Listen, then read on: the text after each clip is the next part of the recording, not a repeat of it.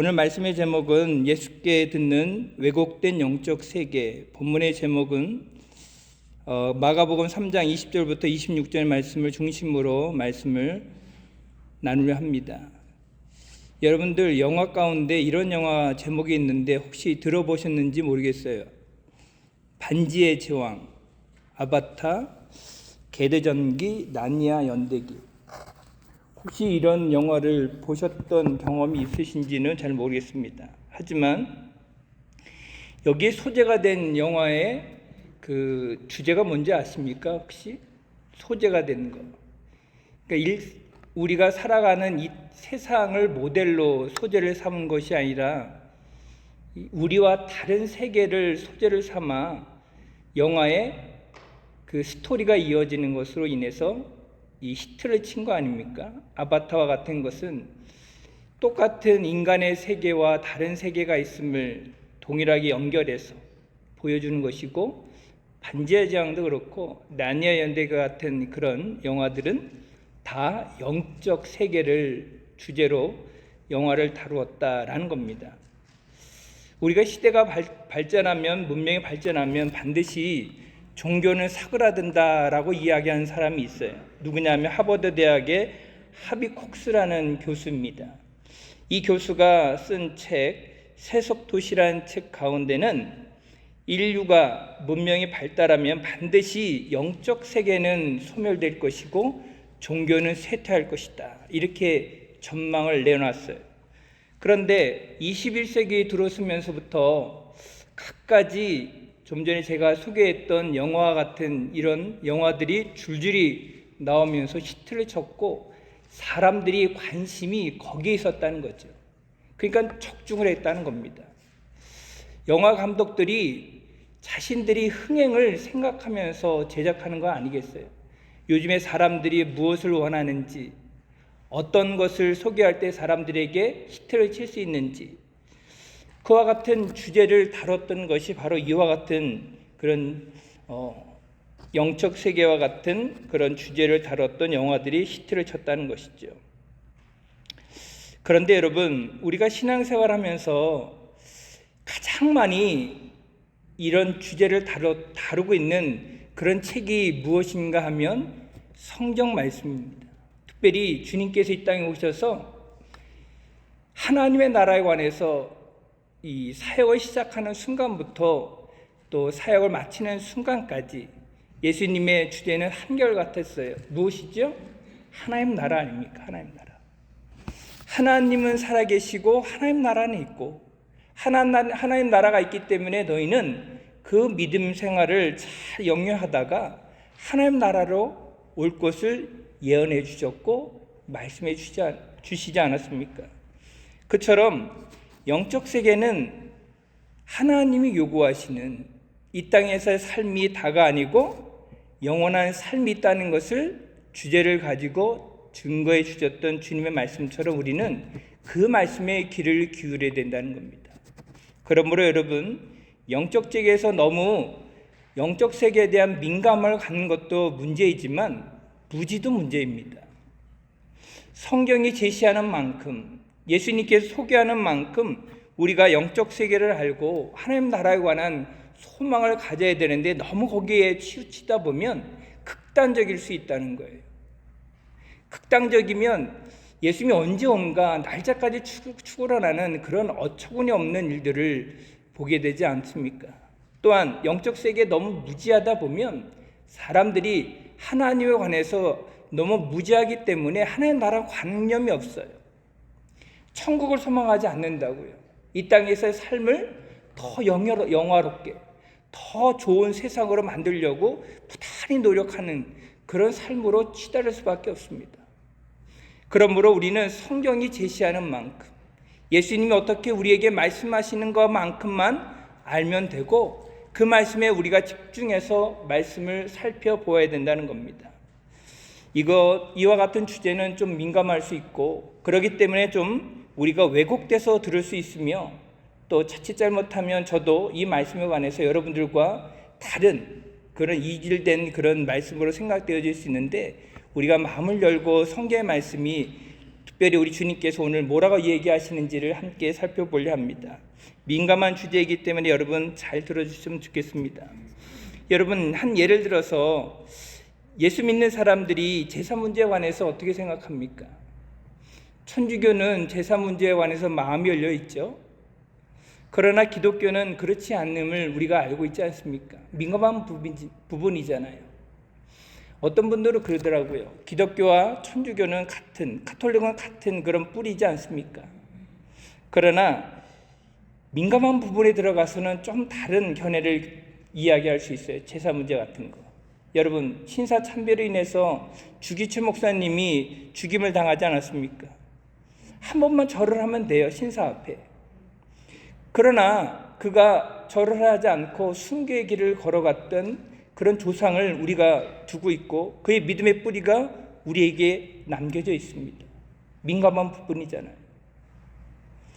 자칫 잘못하면 이 부분에서 우리가 어떤 신앙을 가져야 되는가, 그 뿌리를 놓칠 수 있다는 거예요.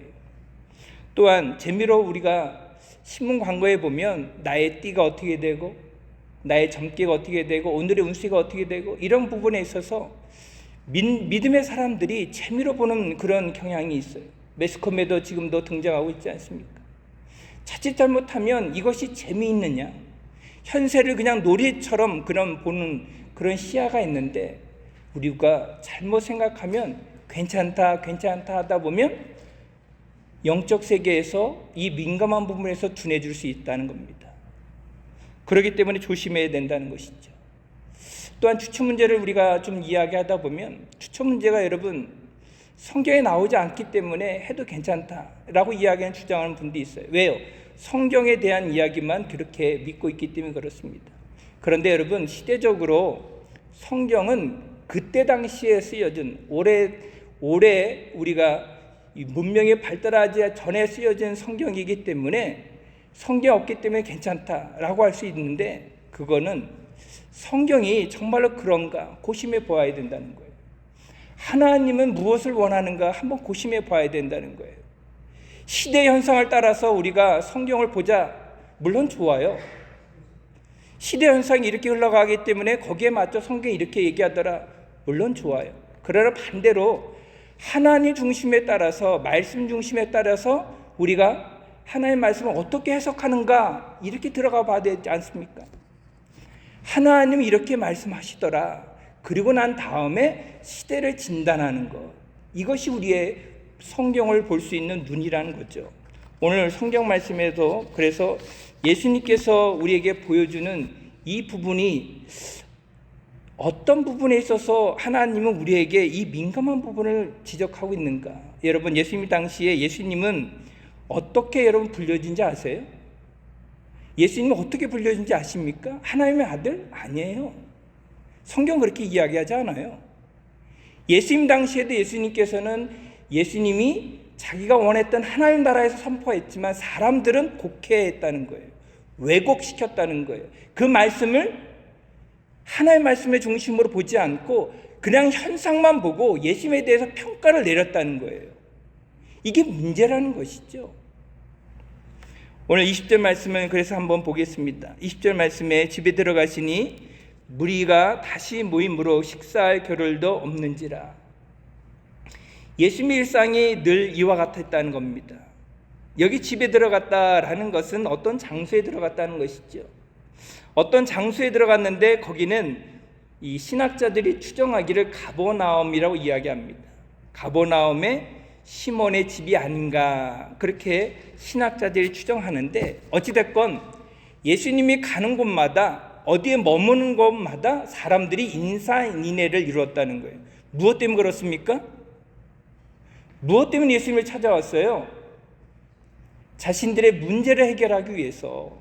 병든 사람, 몸이 연약한 사람, 어떤 영적인 문제를 갖고 온 사람, 이와 같은 그런 문제를 가지고 예수님을 찾아왔습니다. 그리고 그곳에서는 하나의 역사가 일어났어요. 그렇기 때문에 사람들은 예수님을 좋은 방향으로 추정하는 세력이 있지만 그렇지 않는 부분도 있었다는 거예요. 그 다음 말씀에 보면 이렇게 나와 있지 않습니까? 21절과 22절에 보면 예수의 친족들이 듣고 붙들려 나오니 이는 그가 뭐했어요? 미쳤다 함이로라. 예루살렘에서 내려온 서기관들은 그가 바알세불에 집혔다 하며 또 귀신의 왕을 힘입어 귀신을 쫓아낸다 하니, 여기 보세요. 문제를 안고 오는 종류의 사람들이 있었습니다. 예수님은 식사할 겨를도 없이 그 문제를 다 해결해 주기 위해서 아침부터 늦은 밤까지 수고하고 애쓰고 땀 흘리고 자기의 능력을 발해서 그들을 고쳐주고 위로해주고 같이 울고 웃으며 함께 식사를 나누고 이와 같은 일에 바빴어요. 그런데 어떤 면에서는 어떤 사람들은, 어떤 종류의 사람들은 예수님을 뭐라고 여겼어요? 미친 사람. 그 미침의 근원이 뭐예요? 바알세불의 영향을 받아 귀신 들린 사람, 그러니까 하나님의 일과 전혀 상관없는 사람. 여러분, 얼마나 극단적이에요. 얼마나 다른 모습을 보이고 있어요. 예수님 시대에 예수님도 미친 사람 취급당했다고요. 더군다나 귀신 들린 사람 취급당했어요. 얼마나 조롱했습니까? 얼마나 무시했어요.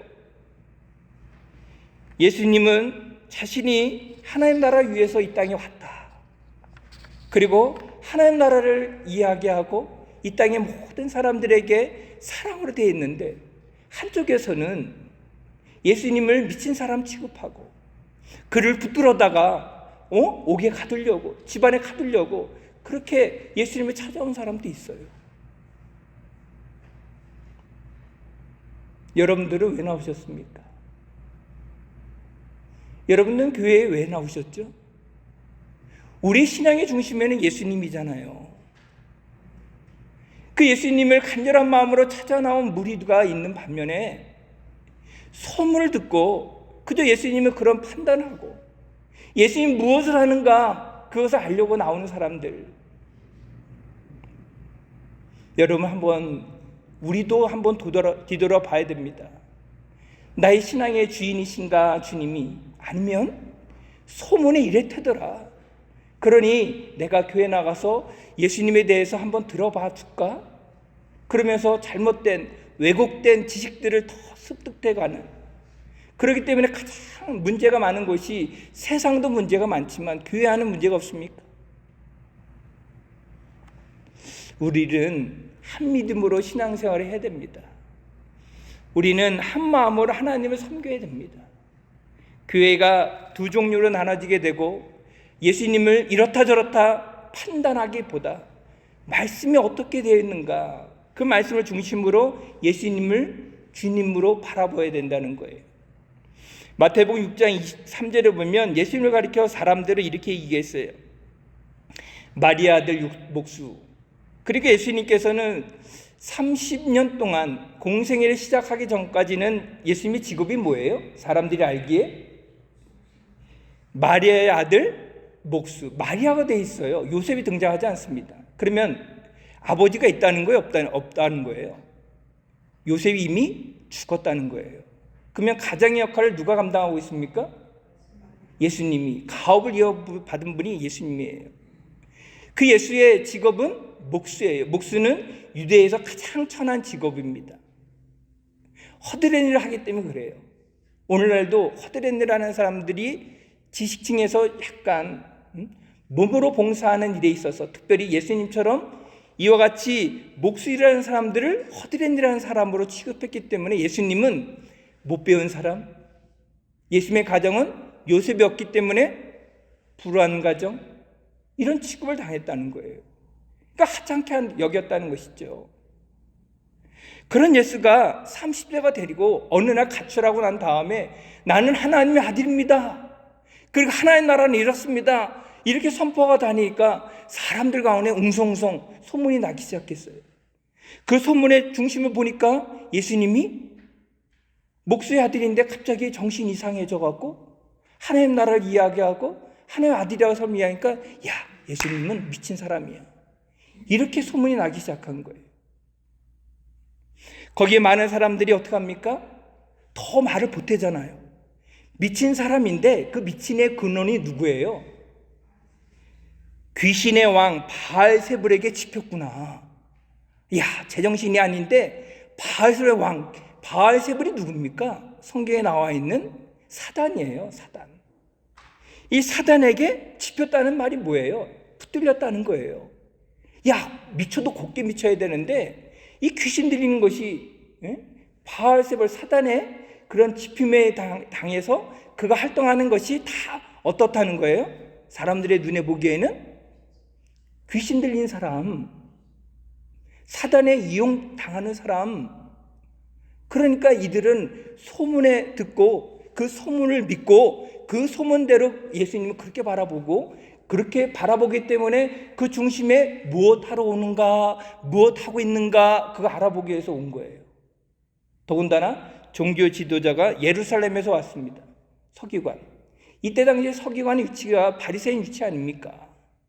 종교 지도자예요. 율법을 강론하고 하나님의 성전에서 제단에서 하나님의 말씀을 가르쳤던 사람이 누구예요? 서기관들이에요. 그것을 조사차 나온 거예요. 조사차. 예수님의 행동 하나를, 예수님의 말하는 하나를 따지고 묻고 율법이 어긋나는가 하는가 그것을 알기 위해서 조사차 찾아 나왔어요. 그러면 이 눈이 좋은 시각으로 바라보겠습니까? 예수를 인간적으로 바라보겠어요? 하나님의 아들로 바라보겠어요? 인간의 눈으로 바라보면서 예수님을 조사하지 않습니까? 우리는 그래서 소문에 민감하지 말아야 돼요.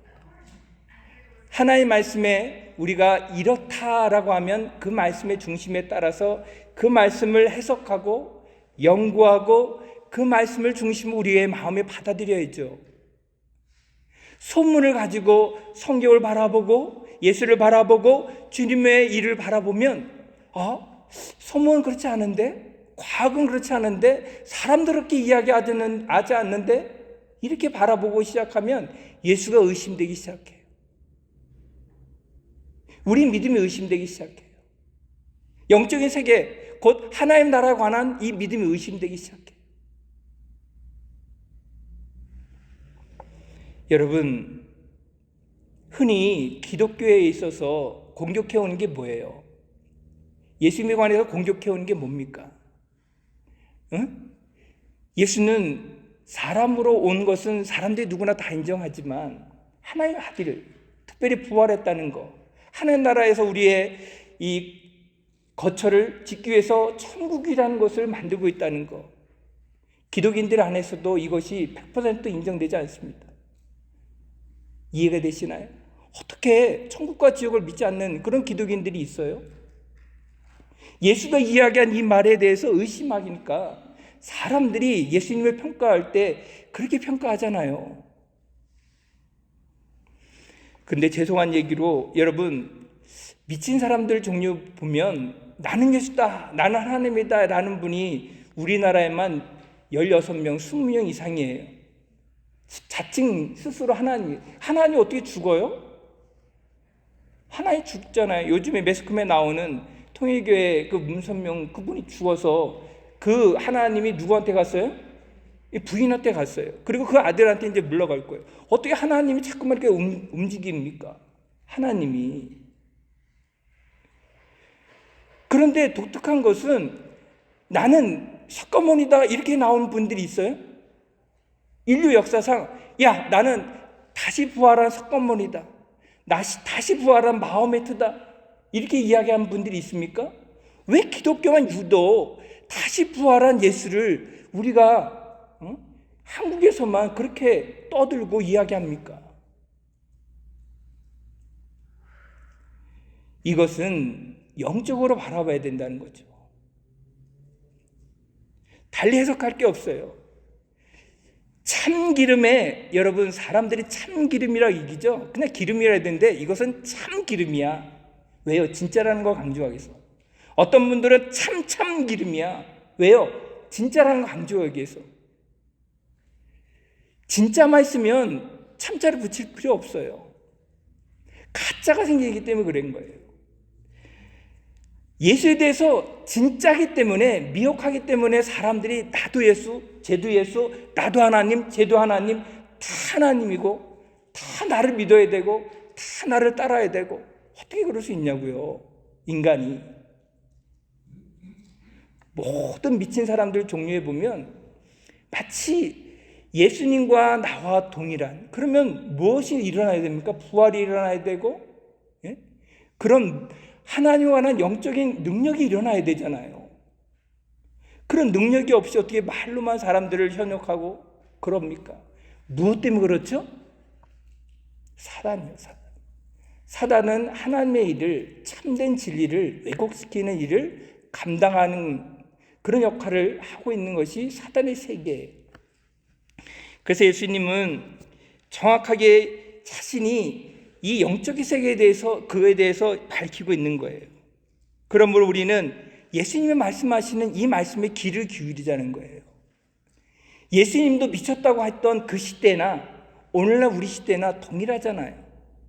예수님에 관해서 그 모든 행함이 귀신의 역사라고 하는데, 그러면 이 귀신의 역사가 있었다는 거 아닙니까? 오늘날도 그 귀신들이 동일하게 영적 세계 안에서는 일어나고 있다는 거예요. 그럼 우리는 말씀에 따라서 예수님이 뭐라고 하는가 살펴보자는 겁니다. 예수님을 우리가 여기 미쳤다고 표현하는 것은 악한 마술 따위에 홀렸다, 짚였다는 것은 소유하였다, 그렇게 예수님에 대해서 평가를 했는데, 예수님이 과연 그런가? 과연 악한 마술에 걸려서 예수님이 그렇게 행했는가? 또한 여기 짚였다, 그러니까 사단에게 소유된 그런 존재인가? 그러면 사단이라는 존재가 있다는 것을 성경은, 사람들은 그때 당시에 알고 있었다는 거죠. 근데 이것이 잘못됐다고 예수님이 이야기하는 거예요. 왜 그렇습니까? 예수님의 말씀을 보면 23절부터 26절, 예수님이 네 가지를 가지고 영적 질서에 대해서 이야기하고 사단의 나라에 관해서 이야기합니다. 23절부터 26절 말씀을 보시겠습니다. 예수께서 그들을 불러다가 비유로 말씀하시되, 사단이 어찌 사단을 쫓아낼 수 있느냐? 또 만일 나라가 스스로 분쟁하면 그 나라가 설 수 없고, 만일 집이 스스로 분쟁하면 그 집이 설 수 없고, 만일 사단이 자기를 거슬러 일어나 분쟁하면 설 수 없고 망하느니라. 예수님이 지금 자신이 경험하고 자신이 알고 있는 것을 말씀하시는데, 이때 당시에 사람들은 영적 세계에 대해서 잘못된, 왜곡된 지식을 가지고 있기 때문에 예수님이 이것을 비유로 말씀하시면서 들려주는 거예요.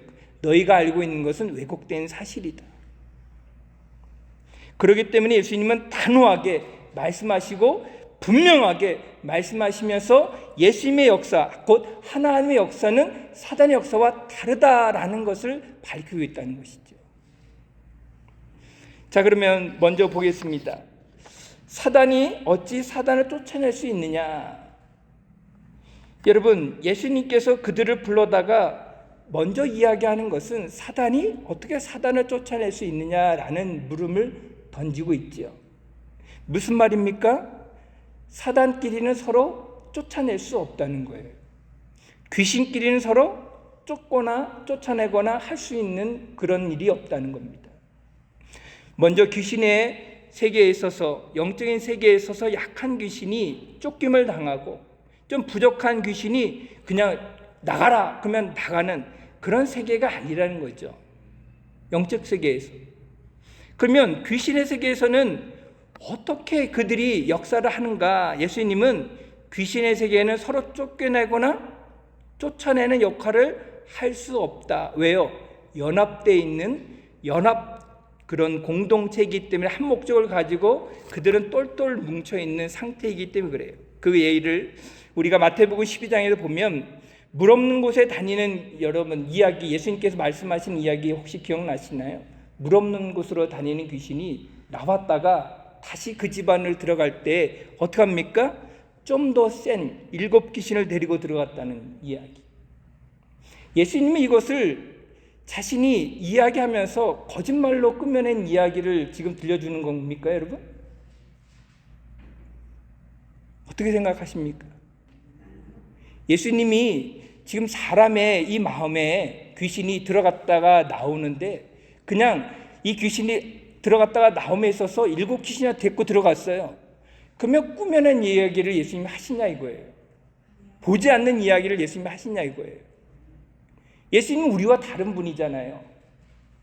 우리 그래서 중심을 아시는 분이 누구예요? 주님이시잖아요. 그래서 우리의 기도의 대상도 주님이시잖아요. 믿음의 대상도 주님이시잖아요. 그렇기 때문에 예수님이 말씀하시는 이것은 사실이라는 거죠. 사실이기 때문에 너희는 하나님 앞에 드려진 하나님의 자녀이기 때문에 우리 마음을 뭘로 채우라? 성령으로 채우라. 혹 잘못하면 귀신이 우리의 영적인 이 마음을 미혹시켜서 우리의 마음 가운데 터전을 잡을 수 있다는 것을 보여주고 있는 말이에요. 무섭지 않습니까, 여러분? 내 마음의 중심에 나도 몰라요, 여러분.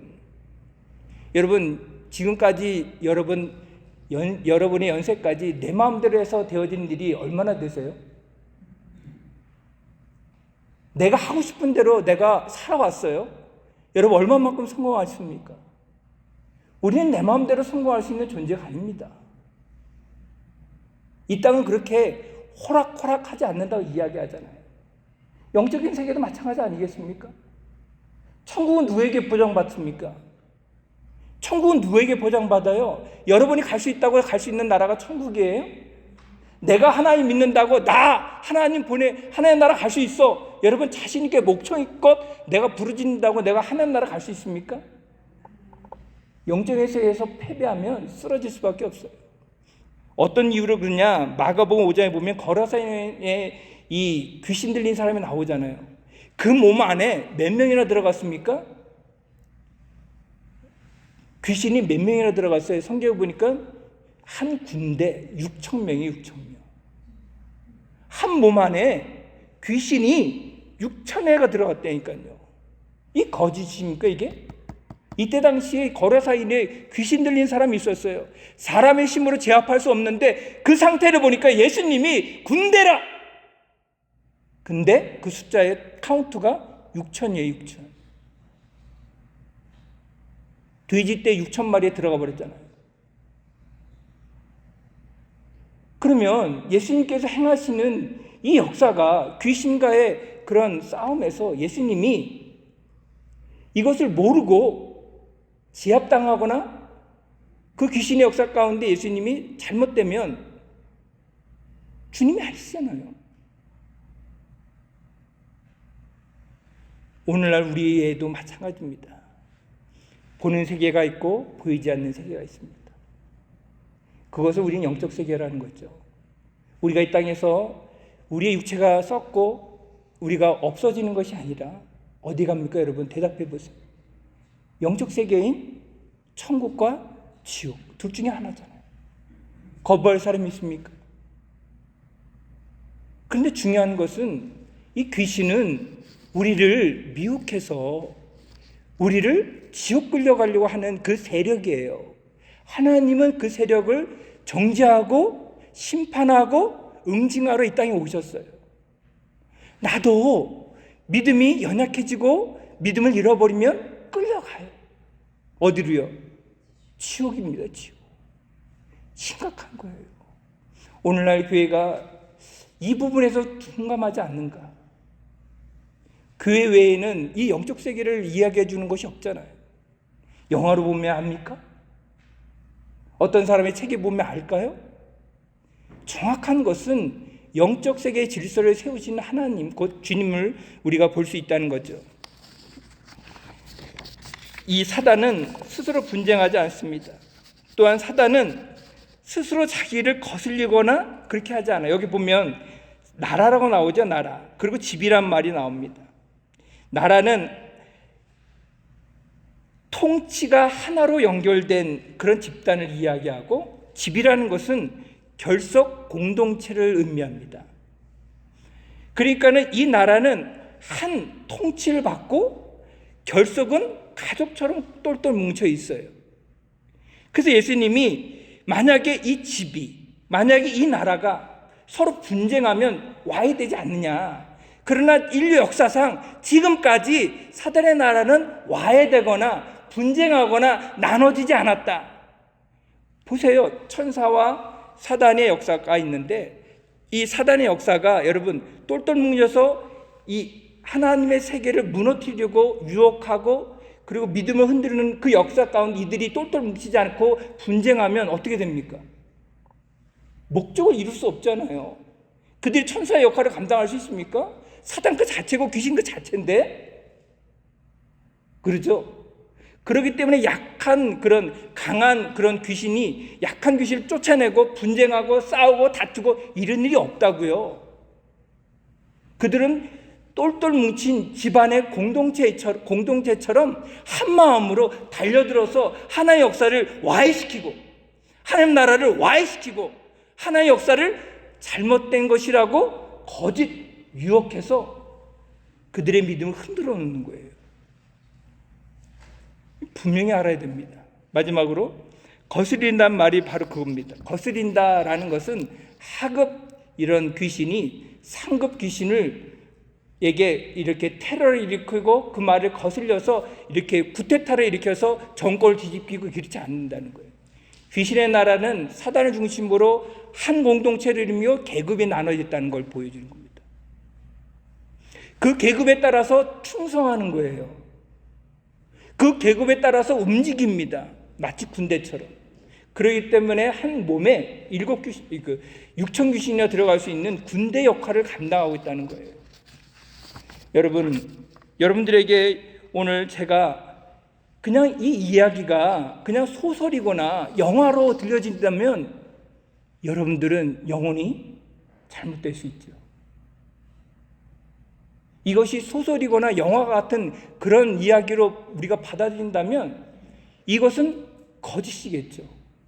또한 우리 주님도 거짓말은 분이겠잖아요. 왜 예수님을 거짓말쟁이로 만듭니까? 영적 세계가 있다는 이야기를 하고 계시는데 왜 예수님에 대해서 여러분 그 역할을 그 세계를 알려고 노력하지 않죠? 말씀이 어떻게 이야기하는가, 말씀이 오늘 우리에게 어떻게 말씀하고 있는가, 우리가 그 말씀에 들어가서 보고 오늘 우리 시대가 이렇게 흘러가고 있구나를 진단을 해야 되는데 세상을 진단하고 성경이 없으니까 이거 해도 돼. 누가 그렇게 이야기해요?